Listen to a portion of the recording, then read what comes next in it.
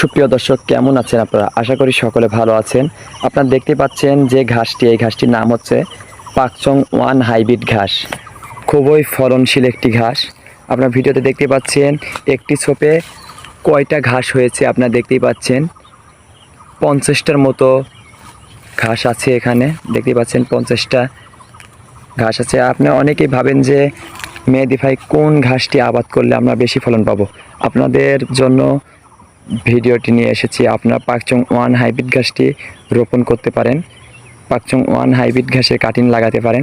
এটা বাম্পার ফলন। আপনারা দেখতে পাচ্ছেন সাইডেও আমার অনেক ঘাস আছে, দেখতেই পাচ্ছেন। দূরের থেকে দেখাচ্ছে ওইগুলো কিন্তু অনেক ফলন হয়েছে, আপনারা দেখতেই পাচ্ছেন।